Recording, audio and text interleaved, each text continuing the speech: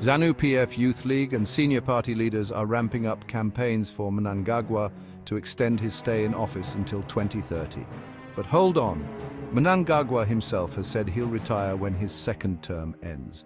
So what's actually going on here? His second term is set to end in 2028, and according to the constitution, that should be it for him.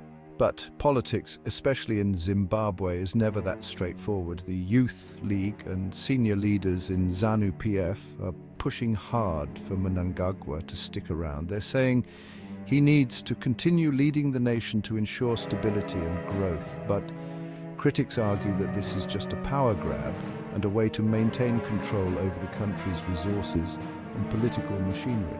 Behind the scenes, there's a lot of jostling for power. Succession battles have always been part of Zanu PF's DNA, and this time is no different.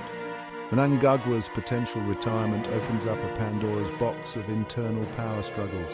Various factions within the party are positioning themselves to be the next in line, and let's not forget the political deception.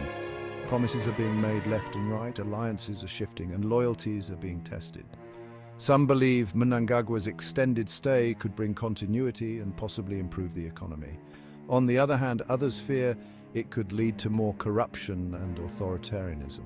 It's also worth noting that Mnangagwa's decision will likely be influenced by regional and international pressure. Neighboring countries and global powers have a stake in Zimbabwe's stability. Their reactions could play a crucial role in what eventually happens.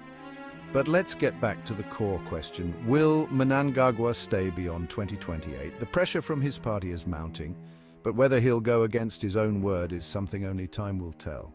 In the end, Zimbabwe's political future remains uncertain. Thanks for tuning in. Don't forget to like, comment and subscribe for more updates on this and other pressing issues in Zimbabwean politics. Stay informed, stay engaged, and see you next time.